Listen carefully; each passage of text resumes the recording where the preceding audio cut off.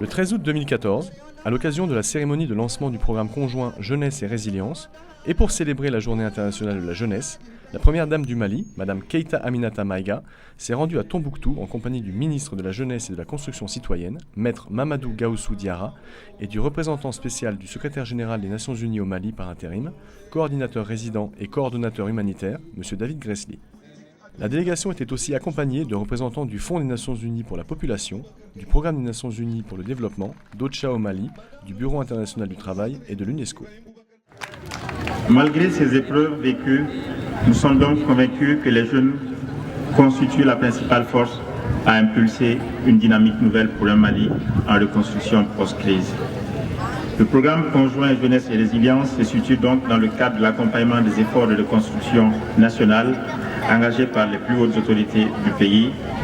Et dans cet ordre d'idée, il vise à amener les jeunes à exécuter des activités à fort coefficient de main-d'œuvre en créant pour eux des emplois et des occupations productives et à fort potentiel d'impact. Au-delà de cet objectif, le programme vise subsidiairement à faire des jeunes de véritables artisans du retour définitif à la paix et de la consolidation de l'unité nationale. À vous jeunes du Mali, vous allez bénéficier de ce programme. Nous ne devons jamais oublier que nous sommes toujours regardés dans tous les pas que nous poserons. Je sais que nous serons exemplaires, je sais que vous serez des modèles et que vous allez relever ce défi de pleinement vous impliquer pour atteindre les résultats escomptés. Je voudrais adresser aux jeunes deux messages. Le premier message, c'est de dire que nous ne devons jamais composer avec ceux qui tiennent des discours sur le régionalisme et sur l'ethnie. Parce que dans l'histoire de notre continent, dans l'histoire de nos pays, les discours sur le régionalisme et sur l'ethnie nous ont causé assez de tort. C'est des discours qui pervertissent et détruisent.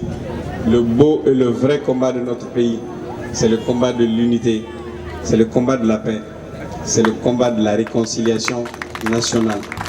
Le deuxième message, c'est de vous dire, chers camarades jeunes, dans l'hymne national du Mali, le drapeau est liberté et le combat est unité. Je vous remercie.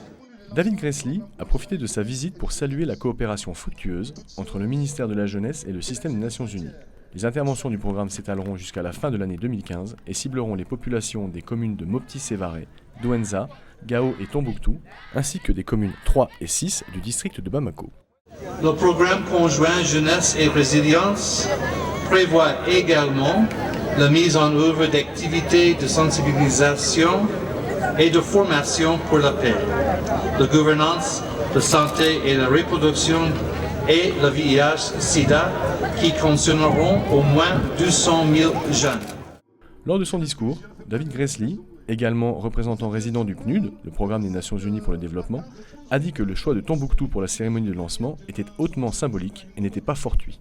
En effet, ce lieu a été le théâtre de multiples exactions lors de l'occupation par des groupes armés qui ont cassé, pillé et détruit de nombreuses infrastructures socio-économiques, culturelles et religieuses.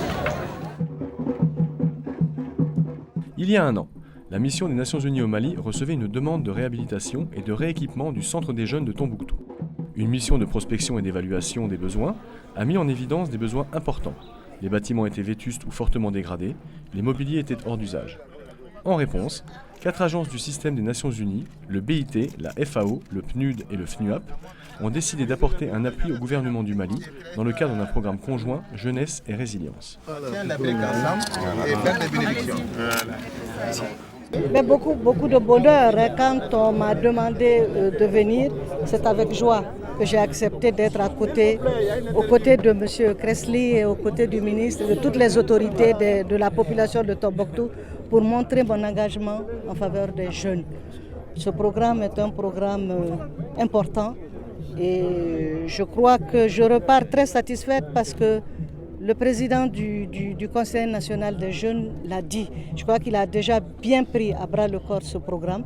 Et je crois que toute la jeunesse va suivre et je dis bonne chance, bon vent à ce programme. Dire aux jeunes ici au Mali, c'est maintenant une opportunité de rebâtir le pays, surtout dans les régions du Nord. C'est important de profiter des opportunités qui sont données maintenant, soit à travers ce projet, mais d'autres opportunités qui sont là. Il faut aussi soutenir la réconciliation pour qu'on ait une paix définitive, durable dans le pays, et de participer dans les forums qui sont disponibles pour discuter l'avenir du pays, parce que c'est leur avenir. C'est très important qu'on profite de toutes les opportunités qu'on donne actuellement pour préparer l'avenir du Mali. Lors de leur passage dans la ville aux 333 saints, la première dame du Mali et le représentant résident ont visité l'hôpital de Tombouctou pour soutenir les mères dont les enfants sont traités pour malnutrition. Je suis une femme, je suis une mère. C'est tout à fait normal que je vienne voir un centre de récupération nutritionnelle qui existe au niveau de l'hôpital de Tombouctou. Et ce que j'ai vu, c'est du bon travail, mais en même temps j'ai le cœur très serré parce que voir des enfants dans cet état-là, c'est pas réjouissant. Le problème, c'est qu'il y en a beaucoup qui sont comme ça à travers le pays. C'est pas seulement ici. Il faudrait toujours demander aux mamans, et aux maris et aux papas aussi de faire un effort parce que c'est vrai, les structures existent, des fois elles n'existent pas, mais l'homme est au centre du développement. Il faudrait que tout le monde se sente engagé par rapport aux enfants. Ils ne doivent pas demander à venir au monde. Et donc on doit faire attention pour les mettre au monde. C'est une réalité aujourd'hui, on a toute la science qui est là. Et quand ils viennent au monde, il faut s'en occuper. Il faut faire très attention. Et je lance cet appel par rapport à l'espacement des naissances, à la planification familiale. C'est un peu la solution par rapport à ce problème de dénutrie. Vraiment, je devais venir, mais en même temps, j'ai le cœur très serré. Et je souhaite beaucoup de chance à tout le personnel. Je vois que l'hôpital est propre. C'est vrai qu'il est propre. Et je les félicite et je les encourage. Madame Keita Aminata Maïga a aussi tenu à visiter quelques-uns des sites culturels les plus emblématiques de la ville. Elle s'est ainsi rendue à la mosquée de Djingarébert, classée au patrimoine mondial de l'UNESCO. Elle est aussi allée au centre Ahmed Baba, où les activités reprennent progressivement, malgré des difficultés matérielles. Elle a pu y contempler une collection de manuscrits montrant toute la richesse du patrimoine culturel du Mali. Il faut rappeler que les deux mausolées Baber Baba Idjé et Cheikh Sidi Ahmed Al-Foulani, détruits pendant la crise, ont été reconstruits dans le cadre du programme de réhabilitation du patrimoine culturel et de sauvegarde des manuscrits mis en œuvre par l'UNESCO en partenariat avec le ministère de la Culture du Mali.